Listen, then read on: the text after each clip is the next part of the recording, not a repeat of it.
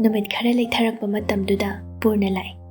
Papadi ngasai kai phamba yaba phamlamlaga ware haiduna tumthakiba matamni.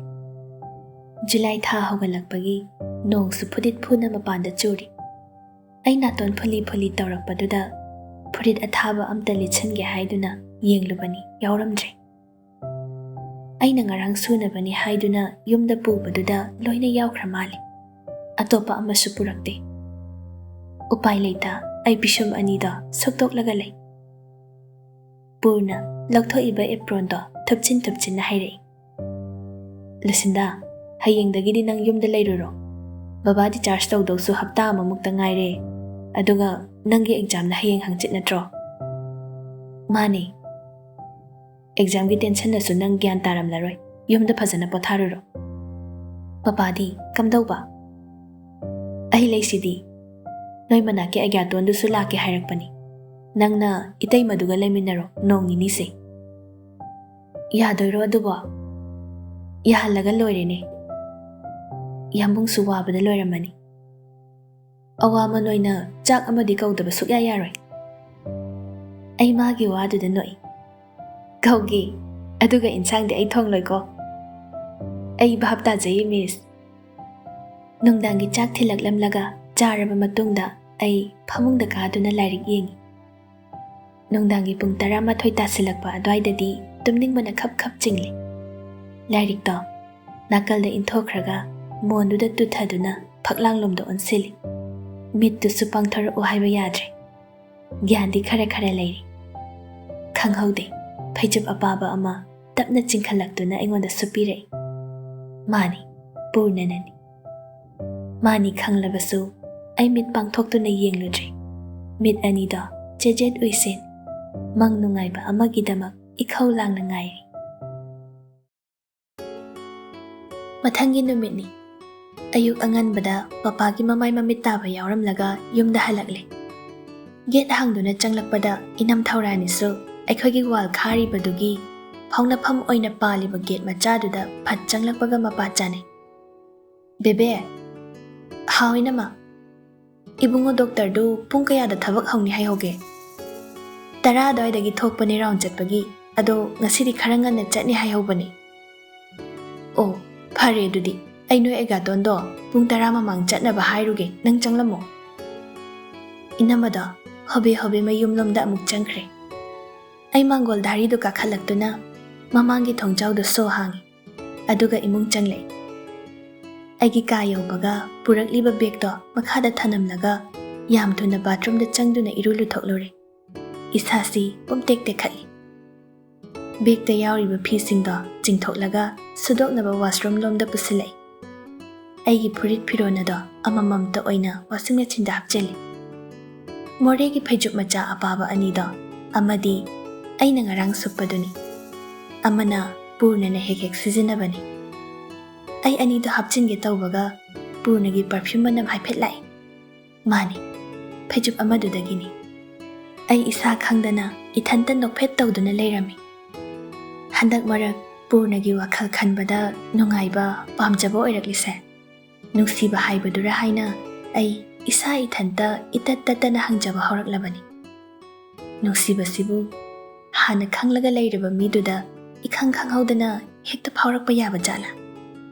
Madu yarabadi nungsiba se anghauba nonglaini. Bebe makhadagi inamana kaurakpaduda ai washroom dagi mapan tholaklaga nakanda paliba thongnaududa kokli thoktuna khummi. Inam thaurani ai sida phi suriye. Ai kakhala age leiramo. Inama kakhalakpa ngaiba oina ai washroom gi thongjinduda tariba ising kharada doormat tuna chingsilaga nanthoi. Inama su yausilakle. Ai ga tondi loisil horabo inama. Chatpu chatkreda. Yam ngalle. Nganna dum chatlage ye. Inga ingen matamnina luhongba sulatle misi mina su thoktrabanina sorat phiroi su leitre noi ga tonse thabak leitadana warabani adugini nganta chenkrisi.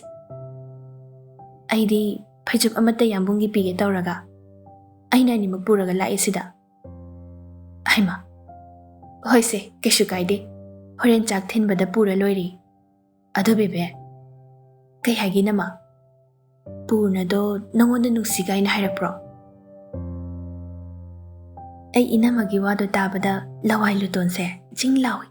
Kok chaw bikay.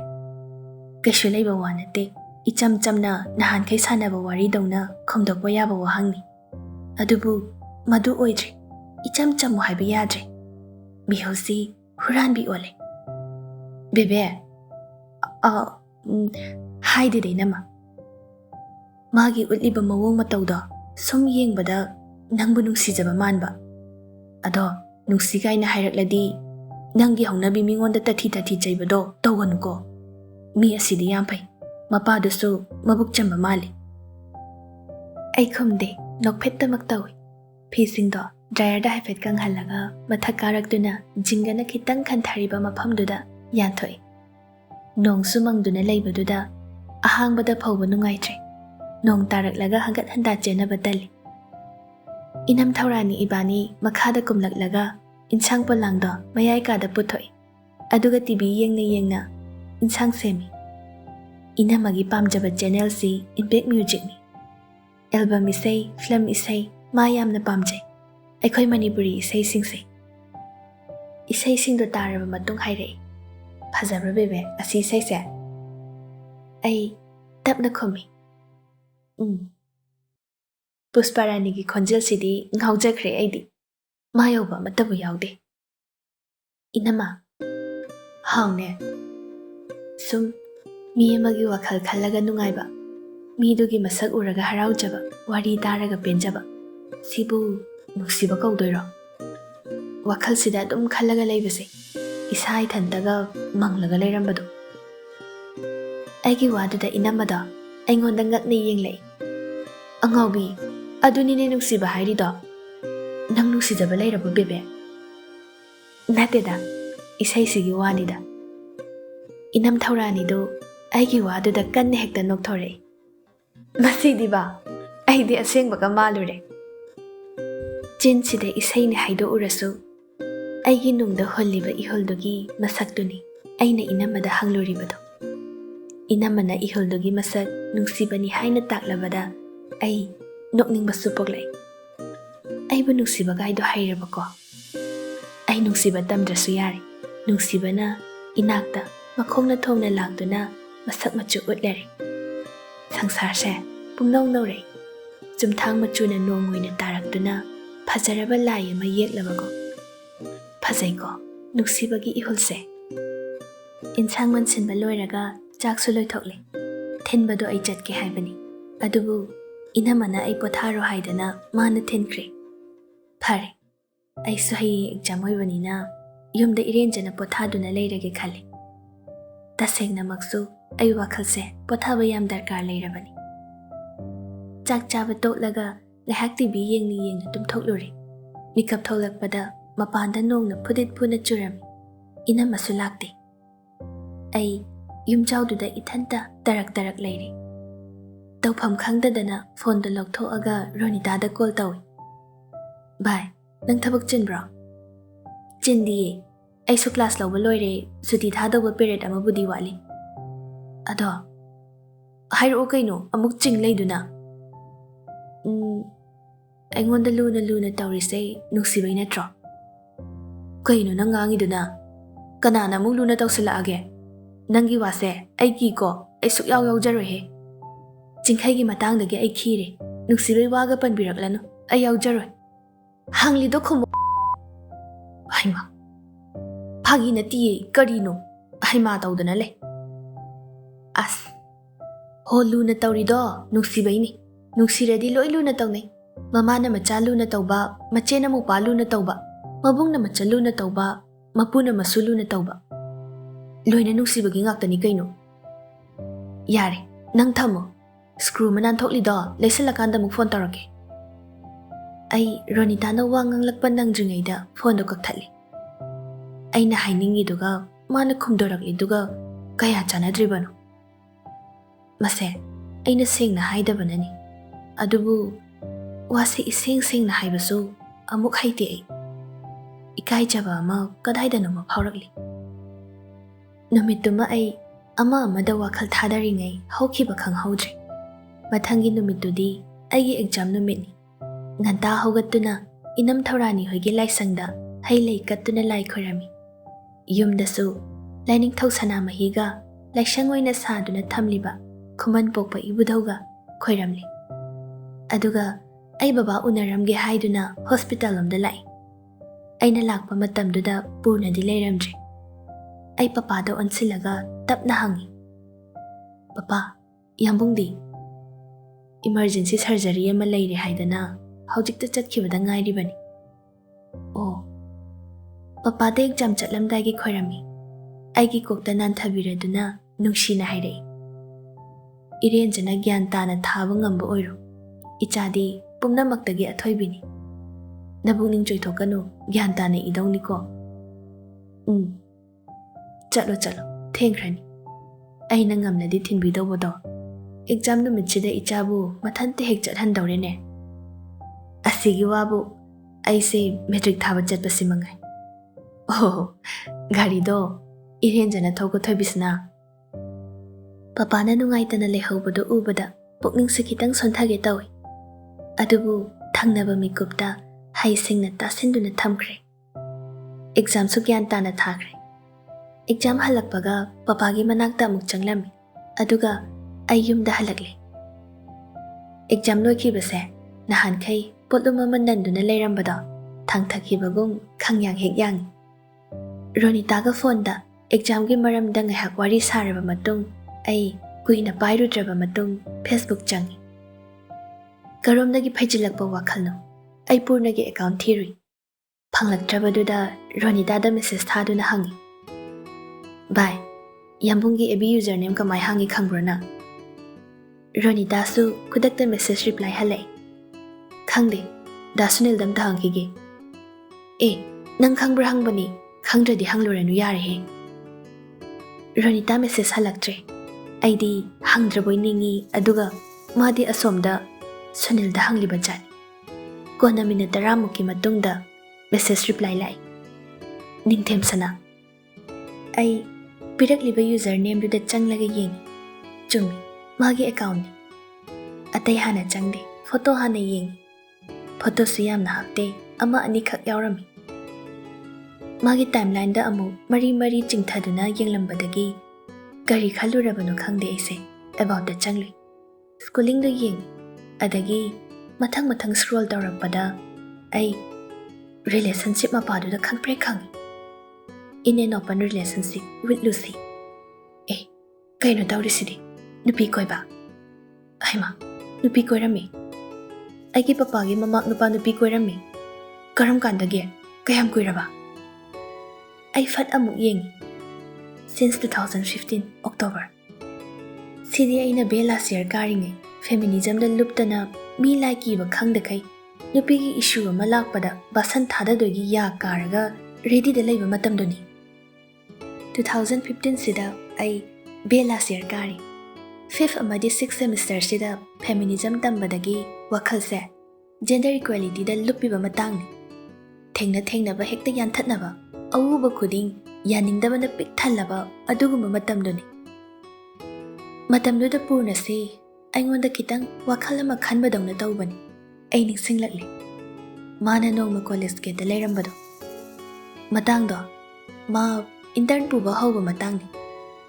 Kuina urudrabagi matungda nongma khak adumna get da leirambadudha ai ngakpadi phawi. Adubu aidi mi khatnaraga tholakbai mai hauriba tanja oigi. Ai ubada madi harau kaure. Lucinda, class loirabo. Yambo, nang disida kaidawramiba. Mi amasum unagena lakpani. Kanano, aikhoi batch la. Mane, noi batch. English department ki. Manawa makha tadringaiduda ngasai aiga khatnakiba launakhiba nupada. Geta thoklaklaga mamanabasinga onsinaduna jibon wari tawribadu uri. Aingonda karemnabai mawongda noklei. Aidi tokhalakliba mawong aduda khoidause tinglawi. May bra hore. Purna da phat onsili. Yambo, nang mi phuna bhai bra. Koi no haisibo. Sida sangu ama lairise Amta thomdatlu chongamadi. Mi amu khatnarira. Amta kauthega longna tahalo haiba. Ai ne marai baksida kakhatlaga hangat handa walking chatke. Tanja aduda pharak takraba amana marak thalai. Lucinda, nang ajitna wa ama haidau lai haibani ko. Gari thauna lauramba wahaini. Aidi sauninglingai duda amukka hena mai haplakpaga chap manakre. Wa makha tade. Pishumani do suktoklaga thaukhriba gari duda yengi. Purnadi ingit irang ama ikhang khangdana magi hauna bido tawrakli. Asini masak phajabagi diman leiba kaido. Sauraktana yambung nangonda loi tainarak tokani ko ngase. Nayaga do pareng ke ni arembada. Tainau hairibani ne. Aigi di bera laiti. Ado kaigino nangna adam sauri duba. Mina nusiga hairakpairo. Haujiki lauramiba mawongdudadi adugumba ama leibadi malise. Hojiki dugi nate. Amani khatnarise. Ado kainoba. Maram hanglaklabadudadi aisu aroibi thadana penjibado phongdoklei. Nate. Aina haidi lambi sida ithanda chatlingai moi nupa sangu amana yomsilaga laknaba haise. Chatliba ingonda kari phauramgani si moi khangjise kaigino sini. Hairuragana pakhangna leisabi laknaba hauna sani haine. Ai thanda lambi duda chatpada moi tara kun mukna yomsilaga laknaba haise. Aibu mentally emotionally harass tawbani. Ai chumna chatpa phangam silakte haba. Karino moina khalisiba. Mi amubu sorokta khong thangaga mai thangalaga chatpa ngamhandaba haise harassment makhalamani. Masida romanticize tawthoklise kaigino mayamna. Asigumba singsidani mamai sida blade na chabat lelaga thum chaisininglisei. As Lucinda, nangi rational reasoning tawba loiraba matungda hek haplakwa watap siore. Lawai sam kyaw laurise ina. Taoba aina hairise. Nupi sangu amana yomsilaga nupa lakna khaladi jutchana di kanam haibiroine natra. Nuksibagi pamjabagi ni di kanam hairoyeba. Sigumba stereotype singsina aikhoise mi nataba thawai pandaba pochak oina khali. Nupi bu karigino society sina objectify tawriba. Aidiko punsigi yumga palo. Kaidongna doina yum palaga. Aikhubu mi oina su thabidaw leite. Chamane. Ina khunba imungda bu palasu. Leijadaba lairaba oirasu manadra. Ina khunbagina nungaini gaidi khalunu. Chamanabani. Aikhoise laiphadibini. Leitengi pochak mayama mathonbiraga nungai haline haiduna phaglang marina koisinba kaduda ining tamna ikhong thangba phau yadana leidoiba. Yambo, nang angangna laidi sanabadu uraba natra. Masam amuk phoidatpi, mafi amuk thokpi. Chap manei, ho chap manei. Hoi mi, ai loi yai mi nang hairido. Ai ngonda loi tainarise kaigino mi. Nupa amata nuksigaina haida hairo. Mamit anido kothoga mangsamda yanbigi. Aina chinse aroi khangang thokluraga hojikta gyan lai. Purna do gahan khai urudraga ngasi kuirabai matungda ubani. Wafam sining singlakpada hojikta isaulang lamba mayam do loi mangkhre. Gyan khangtan dai. Yambo, haune. Nang di kam kanda thoklaiba. Ngarang tholakpani. O. Ado kana unadoino. Nang bumi ama unaba lakpani haipet haikigum tawdai. Purna nokphet tawraga makok hotladuna aingonda yenglei. Nangonda haidokpa kijaidai bema. Kijaredi to una horo ayum halage. Ihe, ngai khone.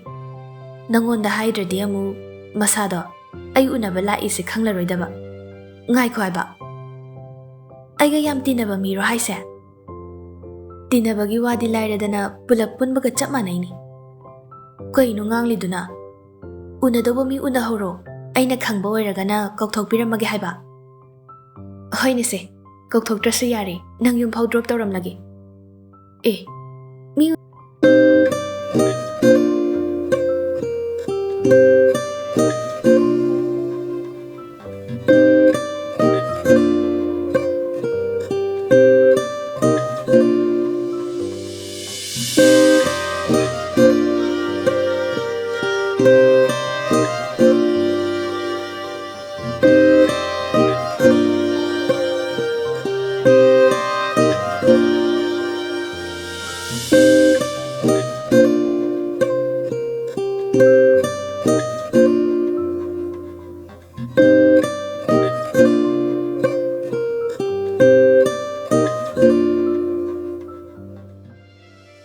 Nungsiba haibasisu nupi ꯂꯩꯖꯕ nupa amada haijilurisibо?